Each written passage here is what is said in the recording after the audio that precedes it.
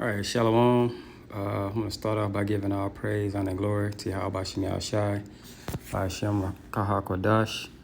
That belongs to the Apostle of the Great Millstone. Peace and blessing to you, brothers, throughout the four winds, pushing this truth and sincerity.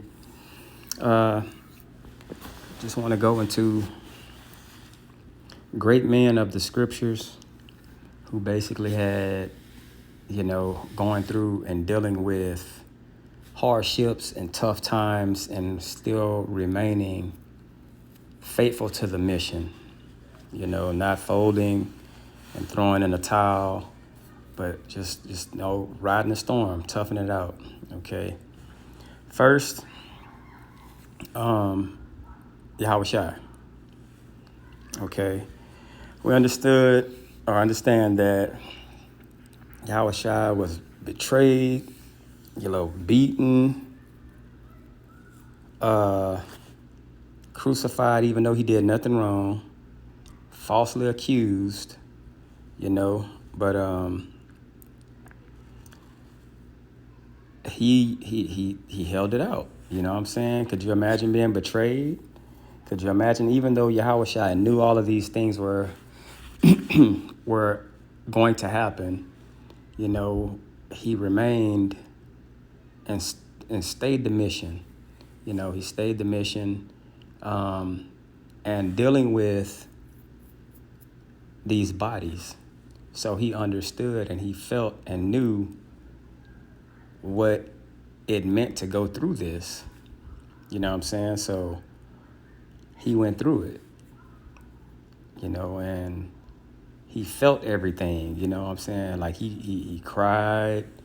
He had the moments of, like deep down, like heavy anxiety. You can only imagine, knowing you have to go through with that mission, And this is Isaiah 53:3. It says, "He is despised and rejected of men, a man of sorrows and acquainted with grief." They're telling you right there, like the things he was going to see when that time came. Sorrows and grief. Okay?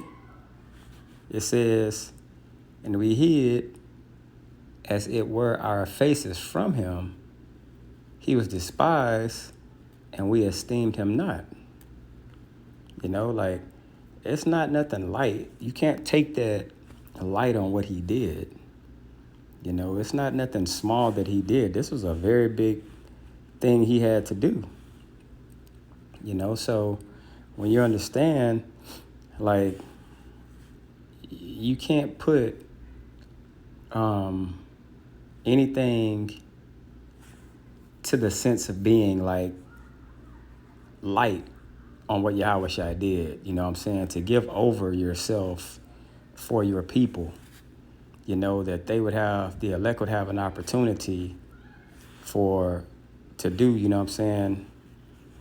to basically fulfill prophecy, so living in this current time, what you understand is it's the same way. It's just not to the extremity of how Yahweh Shai did it, so going through things, everyone is like writing their own, the stories being written about everyone.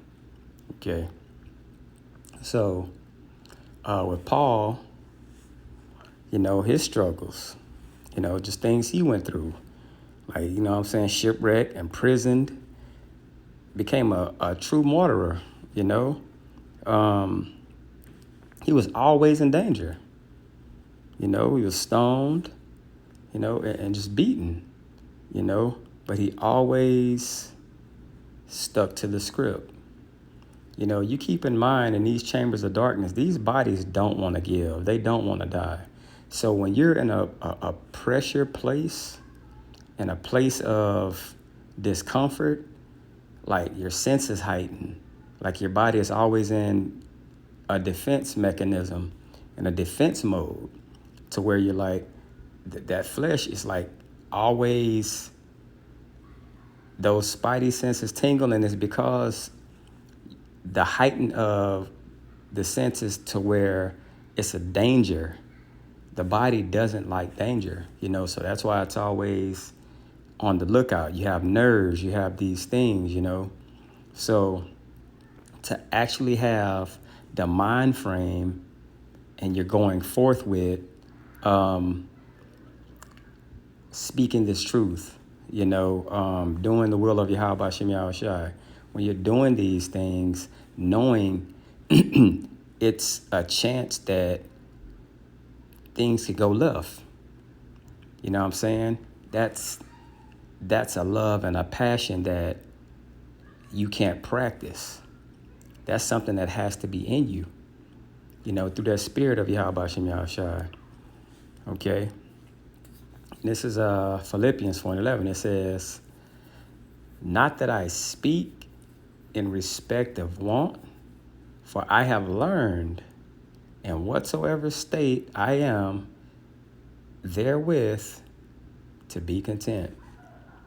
So being beaten, shipwrecked, imprisoned, these men took these licks and they pushed forward with them. They pushed forward with them. Was it discomfort there? Of course it was. You have to understand that being in these bodies and this flesh you're in, you're going to have moments of discomfort. It's going to be moments where you shed tears. It's going to be moments where you just you can get down. But that spirit in you is what's fighting. Consistently fighting. You always have to put forth that fight. Okay? Moses,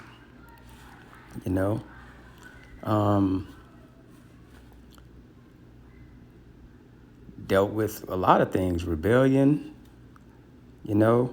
just imagine all the people, how they rejected him. They had doubt. You know what I'm saying? So, this is Exodus 14:14. It says, the Lord shall fight for you and ye shall hold your peace. Just imagine dealing with all of these unruly people, and they start turning on you. It got so bad that Moses got to the point of asking the Lord to just take them out. Could you imagine dealing with all of Jake? And you know how Jake get. Could you imagine dealing with that firsthand? And then it was a lot. So you got all these unruly people. It's man, it's hard to just even put up with them. Could you imagine the anxiety and the discomfort it is dealing with these people because they're so hard-headed? You imagine getting marched through, watching a sea part, and you're walking through it. You know what kind of miracle that is? To watch the waters open up and you go through it, and the Most High holds it until your enemies are right there, and you watch them drown just to get to a place to where you're still doubting. Now imagine if you're Moses and you're seeing this and you're the conduit being used. The faith you would have, and then you would think that when they seen this, they would have the same faith. Man, the Most High is all powerful. Look at what he just did. Then feeding them in the wilderness. So imagine the mind frame then of man, these people are so unruly and so ungrateful, to where you get to the point to where I don't even want to deal with this and do this no more. That was the mind frame he had, you know what I'm saying? But he stuck to, ultimately he you know what I'm saying? He never seen the promised land or whatever. But because he had his little way where he got disobedient. Okay? Let's go to David. Okay. So David was another one. Saul constantly running, chasing him. So he was constantly on the run, living in caves, betrayed by loved ones, personal sin and consequences of that. So you think about that, man. Like, you really think about that. That's, man, stands out crazy, like betrayed by loved ones. That right there in itself, it hurts, you know? So, living in caves, man, having his personal issues, and then the choices the Lord gave to him at the end of all of that. So just imagine living with those consequences of the things you did, Psalms 23:1. The Lord is my shepherd, I shall not want. So you're going through all of these obstacles and you're still trusting in Yahweh Shem Yahushai. Even though sometimes you can go off and do something, it's a learning process. It's a learning process. And the Lord's going to make it to where you going to learn. Like, you definitely going to learn. Okay? Jeremiah, or what we know as the weeping prophet. He was rejected, imprisoned, thrown into a pit, beaten. All of these men went through great struggles. They went through great struggles, and he didn't even get to see the fruits of his labor, But it's Jeremiah 29. It says, "Then I said, I will not make mention of him, nor speak any more in his name, but his word was in mine heart as a burning fire, shut up in my bones, and I was weary with forbearing, and I could not stay." So you're going to do this job regardless, whether you want to or not. If the Lord has it set up for you, that's what's going to happen. That word is hidden inside of you because that's the way it was set up. And it was supposed to be that way. All right? And Job, man, whew, Job caught it. Lost everything. Children, wealth, but maintain his faith despite extreme suffering and being put out to where it's like you lose everything, and then you just imagine this man going from having everything to nothing at all, and being in a place of just seeing yourself where you thought you would never see yourself, but still having the integrity and the morals to continue on in a mind frame of you loving Yahweh Shem Yahushai. This is Job 13:15. It says, "Though he slay me, yet will I trust in him, but I will maintain mine own ways before him." So it's like, what other choice or option do you have? What other choice or option do you have? You don't. You're going to play by what it is.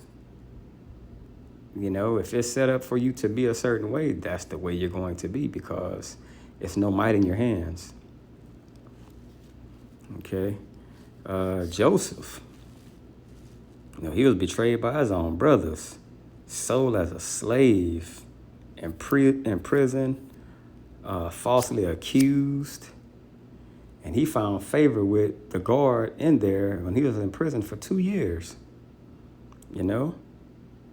But it just goes to show you that it's always a greater story when dealing with Yahweh Shem Shai. We can't see it per se, but it always comes as the Lord has it come to you. Genesis 15:20.